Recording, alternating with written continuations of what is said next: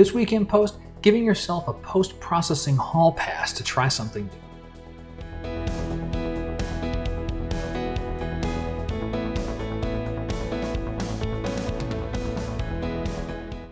Hi everyone, I'm Scott Davenport. Welcome to In Post. Before I dive into today's topic, really quick, this week I released Lightroom Asset Management. It's an ebook and video course all about the asset management side of Lightroom. We do a lot of processing on my channel here, and you see a lot of tutorials about post-processing in Lightroom and other tools. But there's a whole other side of managing your photos, how to organize them, keyword them, tag them, etc., etc., etc.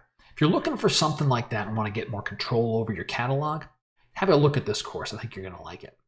And always, you're welcome to send any questions you have about photography my way.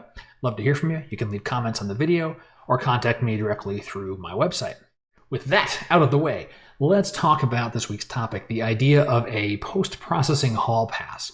So continuing with the Windansea Beach shoot that I did, I ended up not coming away with anything killer. There really wasn't a solid keeper from the shoot, but there were some certain photos that had a good skeleton. You know, if the sky had done something a little bit different or a little more color here or there, they would have been nice. So I had a good foundation to work with.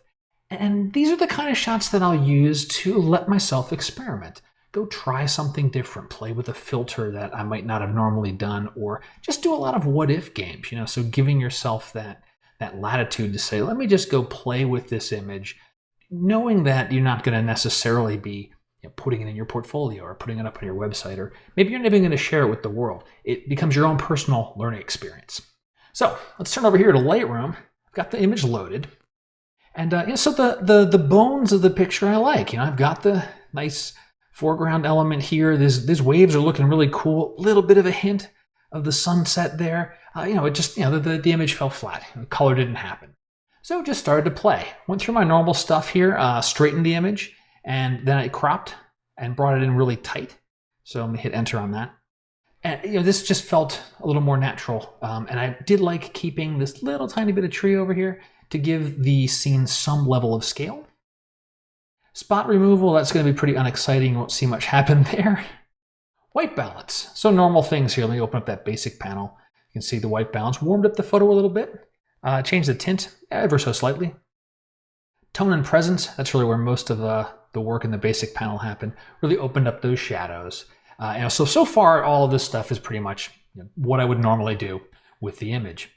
Got to this point, said, okay, the base is done. What else can we try? What else can we play with?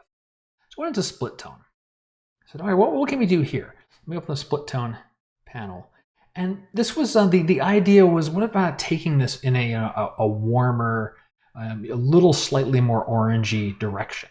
And so there's this ever so slight tint of orange into the highlights. And that's a subtle one. Turn it off.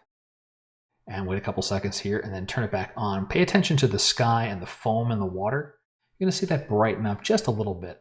So split toning, something I want to be better at. I use it sometimes. I'd love to be able to use it more. So this was an opportunity to try that out. Then do a graduated filter. I said, okay, well, after I've done split toning, well, what about doing things with just color and the graduated filter? So let me click on that pin right there. So you can see I'm just affecting the sky and bleeding into the ocean, because the sky color, any change in the sky is going to be reflected to some degree in the ocean water.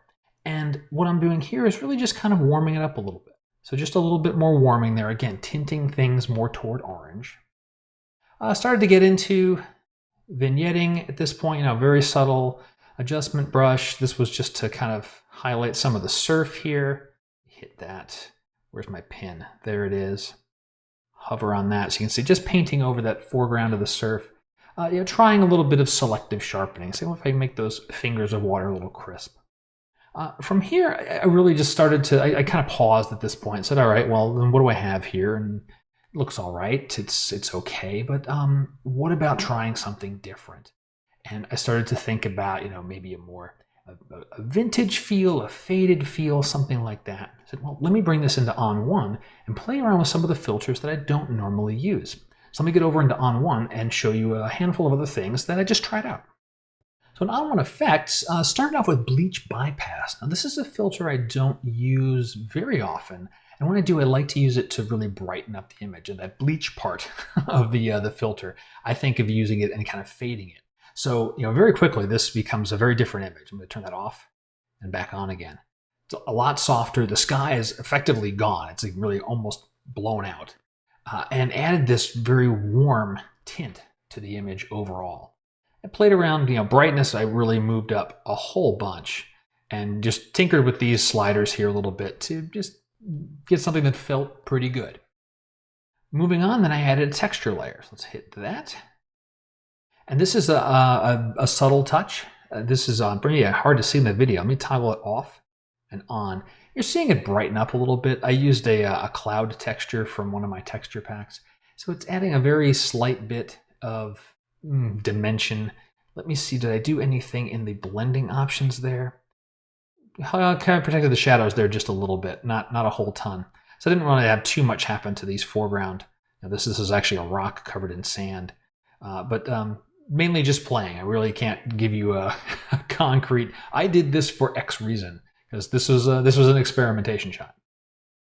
Dynamic contrast, that one's pretty straightforward. You're crispening up the foreground. So you can see I've got the masking bug draped right at the edge of where the whitewash of the surf is coming in. So the foreground is getting the dynamic contrast. The background is getting less of it. The opacity on the bug is up at 74 here. So I'm taking a lot of the contrast out of the background, or I shouldn't say taking it out. I'm not adding a lot in.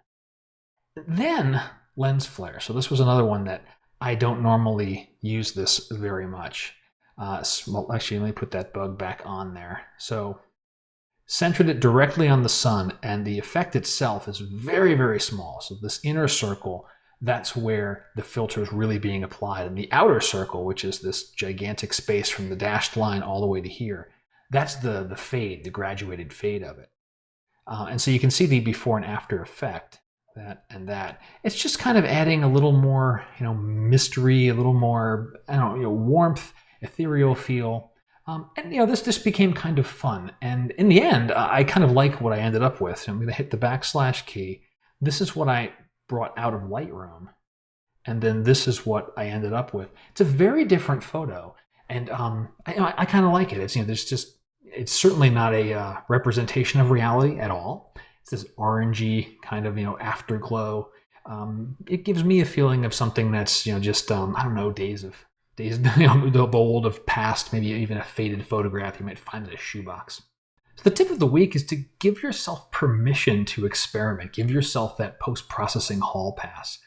I tend to do this particularly when I have a shoot and things didn't really gel. Whether I wasn't on my game that day or the universe didn't give me a wonderful scene. I came away with some things, but nothing that was going to scream, oh my gosh, this needs to go into my portfolio or up on the website immediately. And those ones are nice to experiment with because there's no pressure. Right? The pressure is off. You don't have to worry about, I'm going to ruin this fantastic composition and this amazing scene that I've captured. You get to go play. And you tuck a few things into the back of your mind so that the next time around you're doing processing on a photo that you really, really want to get nailed, you've got more arrows in your quiver to draw from to go and do the processing. And that does it for this Week in Post. I hope you've enjoyed it. If you did, let me know. Shoot me a message, leave a comment, thumbs up, any type of social media nod of the head or tip of the hat, always welcomed. And again, if you have questions, please send them my way. You can contact me directly through my website, on all the various normal social media outlets as well. And until next time, my name is Scott Davenport. Happy shooting.